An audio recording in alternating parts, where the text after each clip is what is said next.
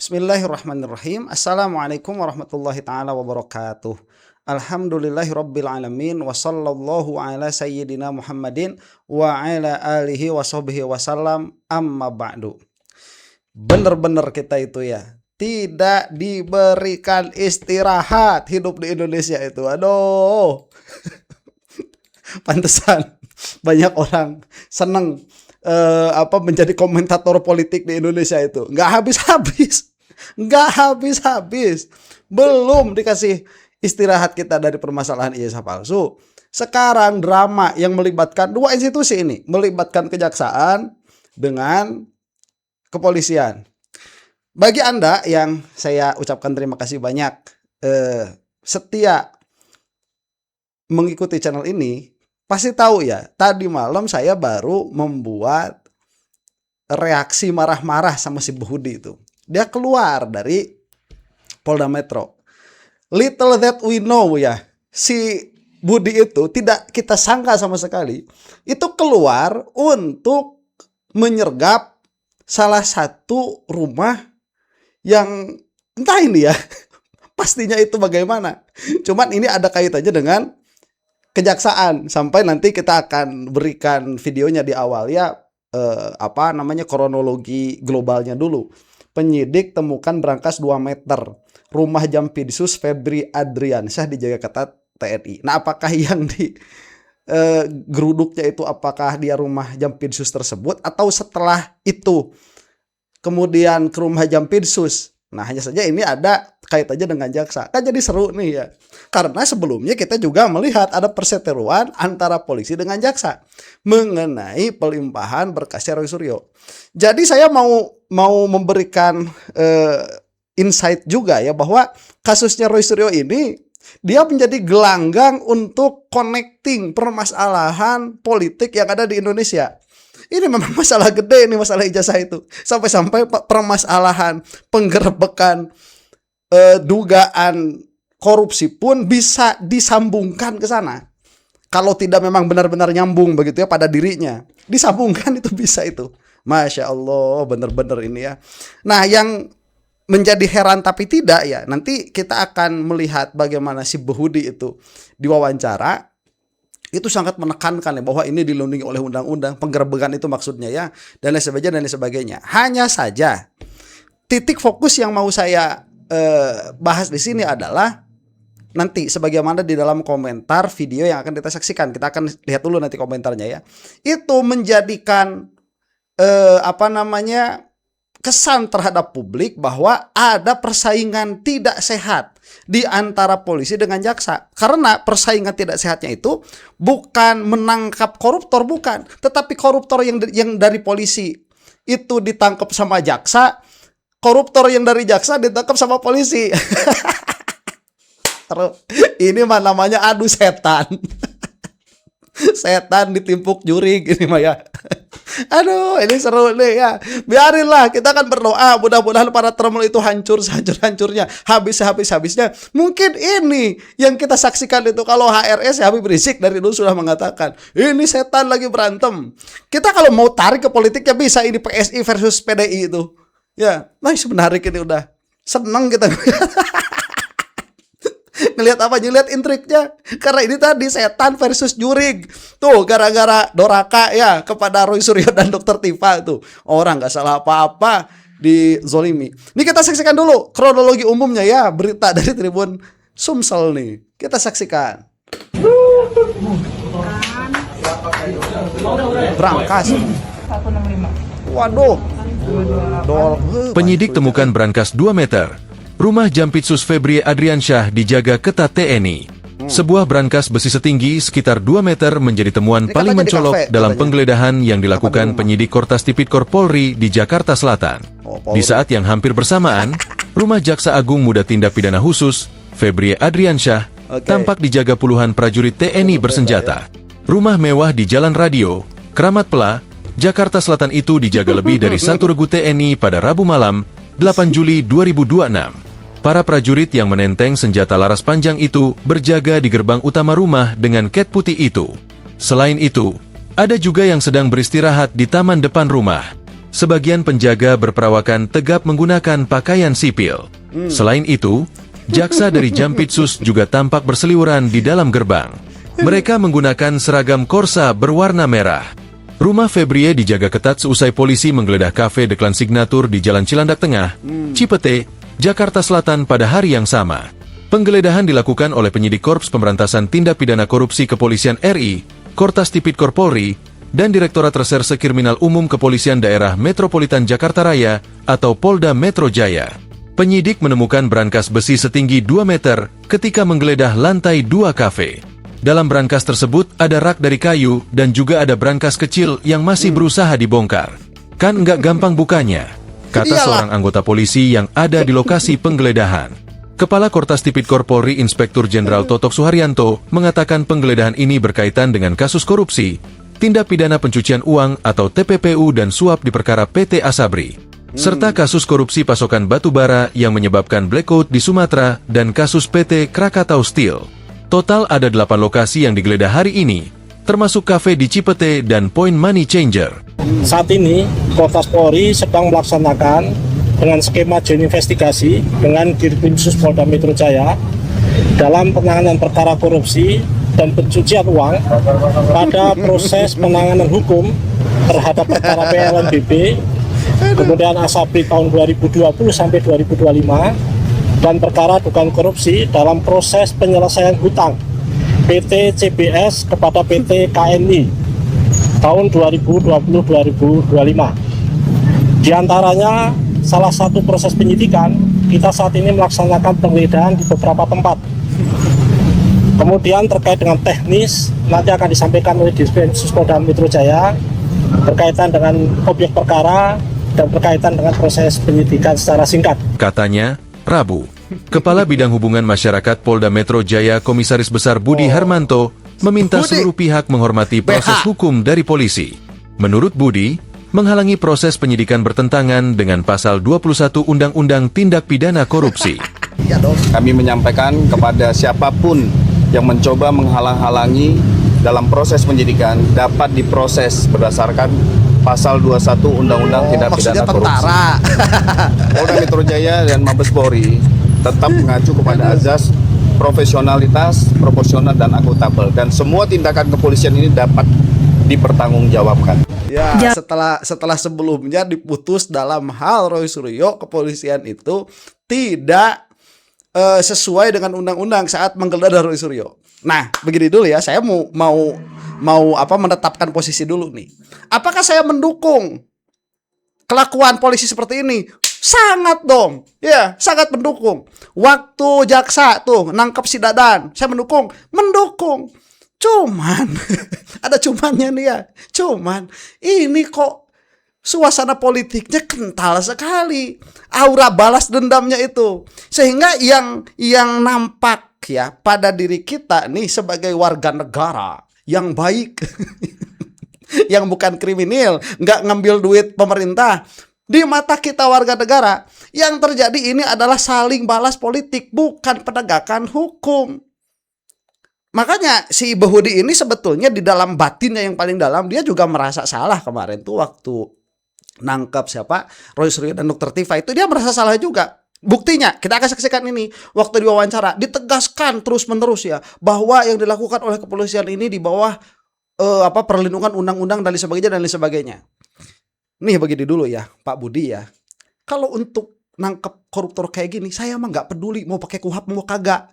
Asal beneran koruptor, tangkap. Tangkap aja. Langsung gundulin kepalanya, gak jadi masalah buat masyarakat mah. Ya, cuman untuk kasus Dr. Tifa lain, meskipun kalau menurut hukum seharusnya sama dua-duanya. Cuman ini mah kan saya mah bukan praktisi hukum. Saya bukan akademisi, saya mah bebas berbicara, saya mah masyarakat biasa ya yang menggunakan hak berbicaranya di hadapan publik. Baik, coba lihat ini ke bawah ya. Melihat penangkapan ini. Apa komentar netizen? Coba. Disebut di sini tuh. Rakyat bingung, polisi nangkep Jakgung, terus Jakgung nangkep polisi. Semua bejat di negara ini. Nah, termul soalnya dua-duanya. Suruh siapa? Yang satu termul langsung, yang satu terwo. Jadi termul lawan terwo. Yang mana Prabowo-nya ini termul.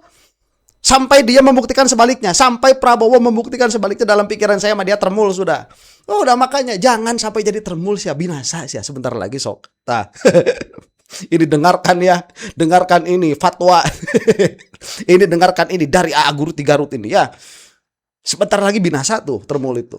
Terus di sini ada ngeri pol, parah, koruptor merajalela. Semoga gak cuma berhenti di penangkapan koruptor, tapi undang-undang untuk memiskinkan koruptor juga disahkan. Ya, itu mah ya. Seandainya KPK, Kejaksaan, Polisi berani bertindak begini, maka uang koruptor ribuan triliun per tahun pasti ada. Makanya Indon miskin. Nah, itu mah jangan jangan sampai ada saling sandera politik. Yang kita lihat di sini saling sandera politiknya itu. Terus ini nih, mana sih? Ya, tadi ada yang bagus ke koruptornya. Koruptor kok bagus. Apa? Komentarnya. Nih, Indonesia sudah dalam keadaan darurat. Ya lah, itu mah dari dulu darurat terus. Ya, pokoknya kalau yang berkaitan sama si Jokowi itu berkuasa terus, bakal terus darurat. Batasan listrik mati, mantap. Ya sudahlah ya.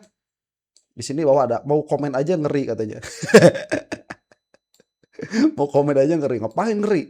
Di Indonesia itu kita itu berani karena benar.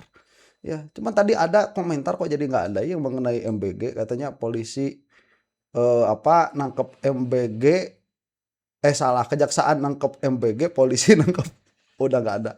Atau dihapus mungkin ya. Mau komentar aja ngeri katanya. Oke, kita lihat ini wawancaranya si Budi ini yang sangat ditekankan bukan dalam korupsinya ini, dalam penangkapannya. Dia trauma sepertinya karena kemarin penangkapan Roy Suryo dibatalkan oleh pra peradilan. Kita saksikan ini ya. Karena sampai dengan saat ini kami masih belum bisa mendapatkan informasi terbaru apa update yang didapatkan begitu dari pihak kepolisian. Namun bila kita mereview sedikit, Diandra dan pemirsa, bila melihat dari salah satu objek perkara, yakni pembangkit listrik tenaga uap dari PT PLN ini, diduga adanya tindak pidana pencucian uang dalam tata kelola pengadaan batu bara periode 2018 hingga 2026, yang mana ini tahapnya sudah naik ke tahap penyidikan dan ini merugikan negara sebesar 5 triliun rupiah. Dan pemirsa, saat ini saya akan mencoba bertanya kepada pakar. Cukup tuh buat bayar utang. Gibran 5 triliun. Lebih malah ya, plus.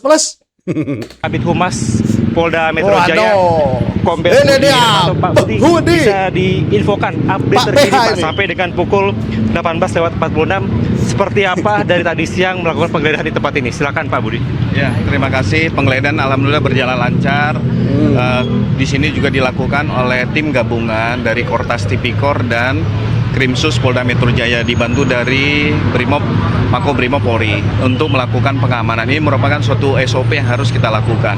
Dalam proses penggeledahan sampai dengan pukul 18.46 WIB ini ditemukan beberapa dokumen. Ini khususnya di 2 titik ya, di wilayah Jakarta Cipete, yaitu di salah satu kafe di lantai 2 ditemukan beberapa dokumen dan uang dalam jumlah yang sangat besar, fantastis, dalam bentuk kurs US dollar dan Singapura dolar. Nah, ini masih lagi tahap proses penghitungan. Nanti setelah proses penghitungan, termasuk kami akan menginventarisir di beberapa titik tadi, kami akan sampaikan kepada teman-teman media.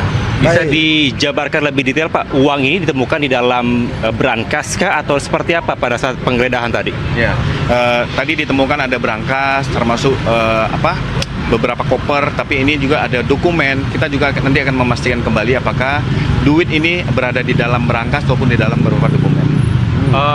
Pak, ini kan juga cukup banyak begitu ya, ada dari Brimob yang turut berjaga dan memang ini nampaknya mendapatkan perhatian dari masyarakat yang melintas di kawasan ini. Mengapa Pak?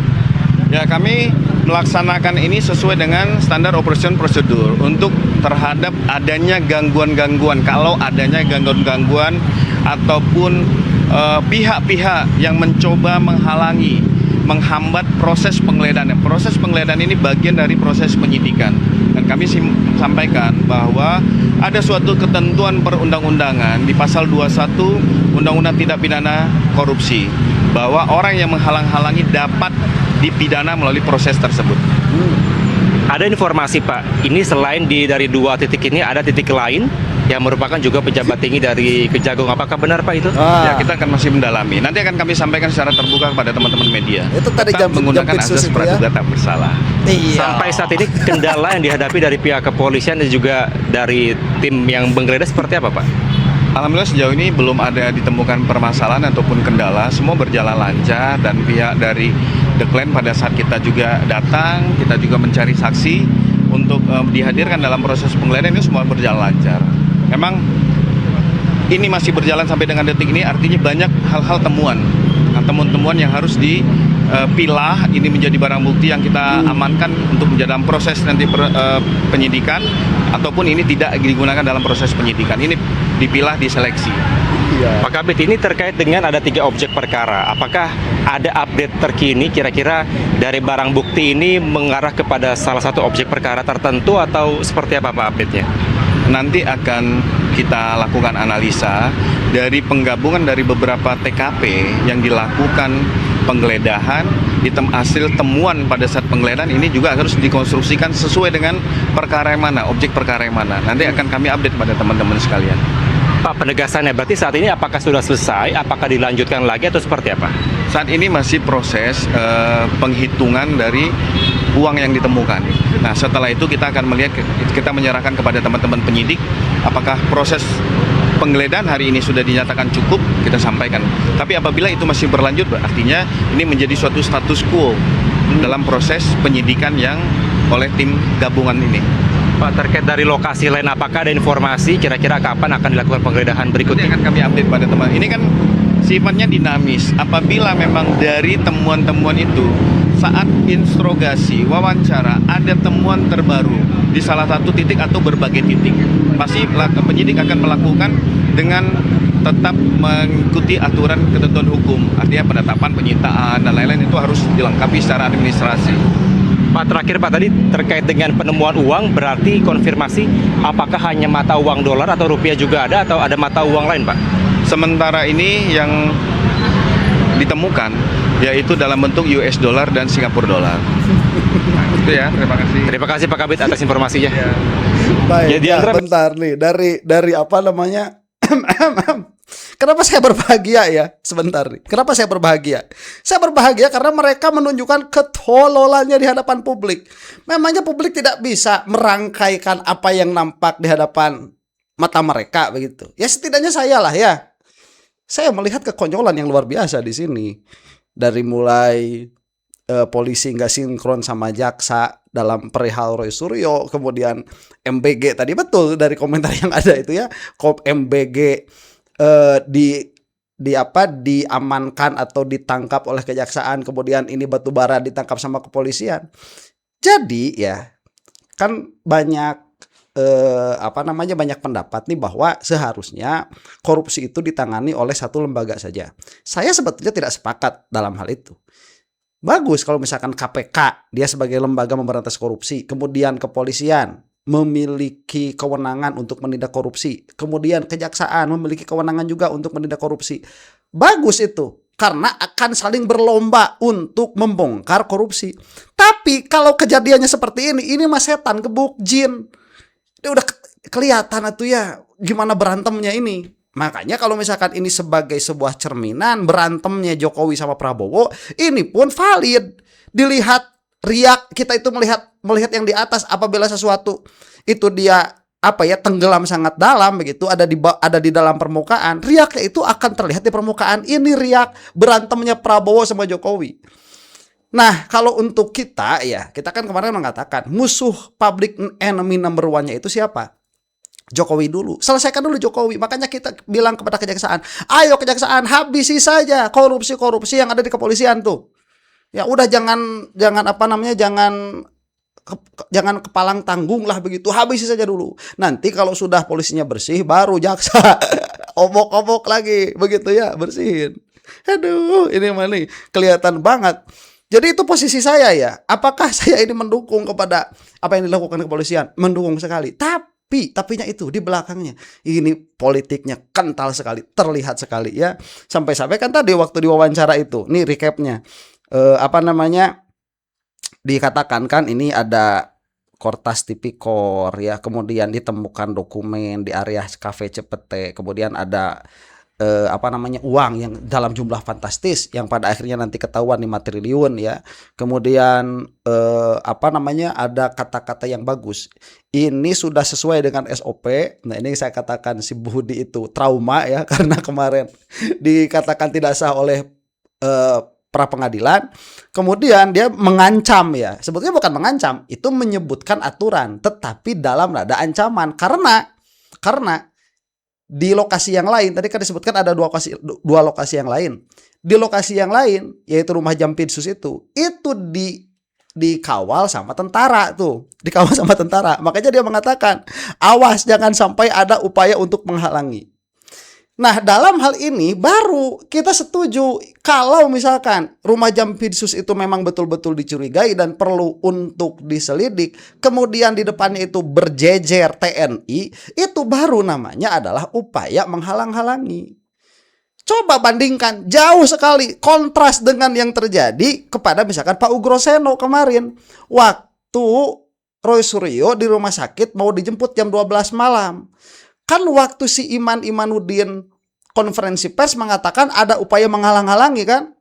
Coba lihat perbedaannya. Kalau di Jampitsus betul itu adalah upaya menghalang-halangi. Lawang tentara bawa senjata kok begitu. Ya, itu betul upaya menghalang-halangi. Kalau Pak Ugroseno kemarin bukan.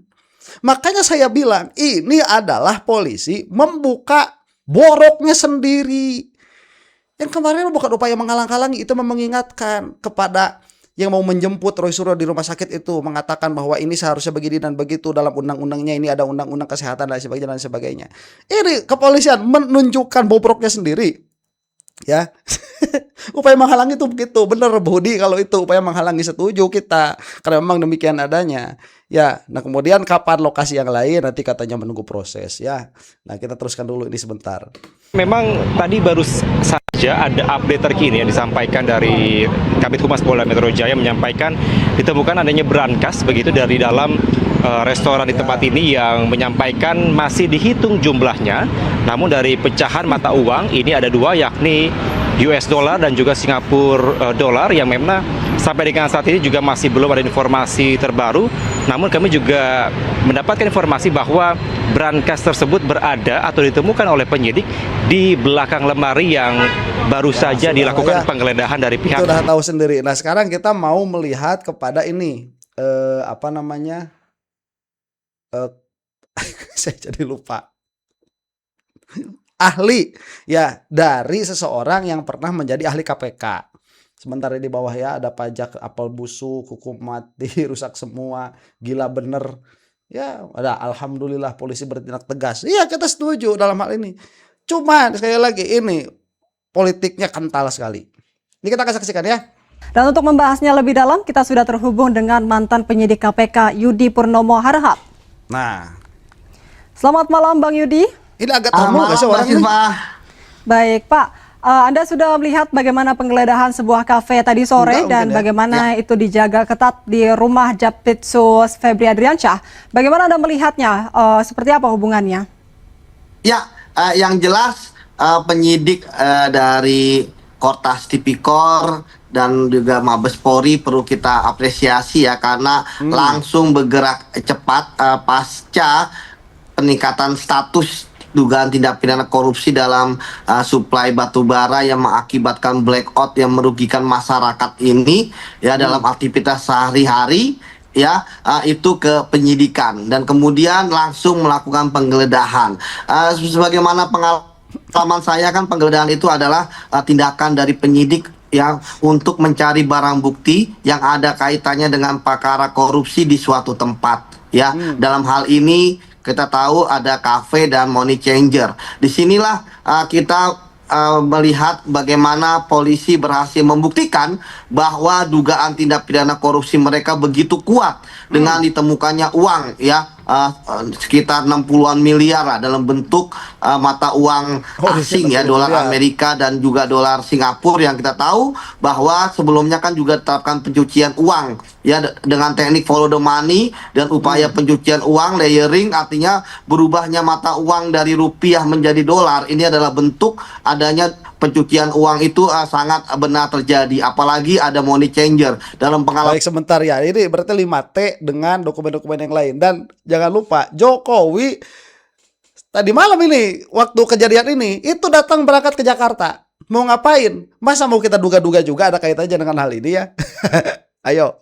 Jokowi datang ke Jakarta. Money changer itu merupakan sarana ya yang digunakan untuk para pelaku tindak pidana korupsi ya, itu kemudian ternyata ya digunakan untuk menjadi profesional money laundering ya, dari rupiah menjadi dolar. Kemudian yang menarik bahwa tentu ketika misalnya ada dugaan-dugaan keterlibatan pejabat yang lain, ya tentu saya yakin bahwa teman-teman di kepolisian akan profesional berdasarkan teknik investigasi makan bubur panas ya, dari pinggir dulu baru ke tengah gitu kan. Artinya kalau memang merasa tidak ada apa-apa, tidak ada kecurigaan, ya ngapain takut gitu kan, ngapain kena mental misalnya, hadapi saja prosedur yang berlaku. Itu yang pertama. Kemudian yang kedua, bahwa tentu dari hasil-hasil yang didapatkan ini akan dianalisis oleh penyidik ya. Sebelumnya kan juga sudah ada saksi yang minta keterangan, dokumen, apalagi ada barang bukti elektronik. Saya pikir kita tinggal bersabar saja, dalam waktu tidak lama lagi saya yakin ya, apalagi uangnya sudah ada. Dalam tindak pidana korupsi ketika ditemukan uang ya, artinya bukti-buktinya sudah jelas dan kita tunggu siapa yang akan ditetapkan sebagai tersangka. Begitu, Mbak Silvi. Baik, Pak Yudi, Polri kan telah menaikkan status. Nah ini sebentar ya, tadi katanya apa kata Pak Yudi itu? Apresiasi, betul. Cuman saya mau melihat dari sudut pandang yang lain, dari sudut pandang politik ini. Apresiasinya agak berkurang sedikit. Sangka, begitu Mbak Silvi. Baik, Pak Yudi, Polri kan telah menaikkan status perkara dugaan korupsi ini ke tahap penyidikan ya. Kemudian dari pengalaman Bapak sendiri, sejauh mana hal ini sudah menunjukkan kecukupan alat bukti dan apakah sudah penyidik ini akan segera menetapkan tersangka nanti? Ya, seperti yang saya sampaikan ya, bahwa prosesnya kan sudah dilakukan dan saya pikir semua prosedur ya pasti dilakukan dengan profesional, cermat dan hati-hati ya, karena tentu seperti yang selalu saya sampaikan di berbagai macam media, melihat kasus korupsinya itu sudah berlangsung lama. Ini kan kita ngomongin yang batubara dulu ya, kita belum ngomongin yang PLN, kita belum ngomongin yang Krakatau Steel ya. Itu kan berlangsung dari tahun 2018. Bagaimana sistem berani diobrak-abrik, bagaimana pengawasan yang ternyata sangat lemah, bagaimana batubara yang kalorinya tidak memenuhi syarat secara kuantitas maupun kualitas tetap dipaksakan, bagaimana pembayarannya yang membayar full tapi tidak sesuai dengan spek tetap dibayarkan. Artinya tentu ada orang kuat di sini yang berpengaruh, yang ditakuti gitu ya, sehingga berlangsung dengan lama. Kemudian juga dari kerugian keuangan negara yang kita lihat 5 triliun. 5 triliun ini kan bukanlah angka yang imajiner ya, tetapi ini adalah uang semua karena ini dihitung dari sangat mudah menghitungnya dari kualitas barang yang tidak sesuai dengan spek, kuantitasnya yang kurang ya, dan kemudian yang dihitung berdasarkan juga pembayaran yang ternyata tidak sesuai. Dan ini kita baru bicara mengenai real cost ya, kerugian dari suplai batu bara. Kita belum berbicara. Baik, saya sudah selesai itu ya. Ini yang dibicarakan data kan oleh Pak Yudi itu. Itu bagus diutarakan ke publik, iya. Cuman data itu kan mudah kita untuk mencarinya. Yang sulit itu analisa. Nah, yang coba nanti lihat ya, apakah besok lusa akan ada yang menganalisa ini, melihat kepada permasalahan Roy Suryo atau tidak. Kalau saya melihat dari hal itu, karena ini kaitannya erat ya, orangnya itu juga. Kan mulai lagi di sini orang kuat, dan ini dari 2018. Dan Jokowi pergi ke Jakarta itu bukan disapan jempol ya. Saya lupa mau menampilkannya tadi. Itu bukan, silahkan dicari itu di biasa berita yang suka mengeluarkan Solo itu ya. Oke. Ini adalah karma berikutnya ya. Rasain loh, mudah-mudahan termul dari bentuk dan jenis apapun itu segera binasa dari muka bumi Indonesia. Dan kita sedang menyaksikan hal itu berlangsung ya. Demikian untuk Anda yang bukan termul, wallahu taala a'lam bissawab. Assalamualaikum warahmatullahi taala wabarakatuh.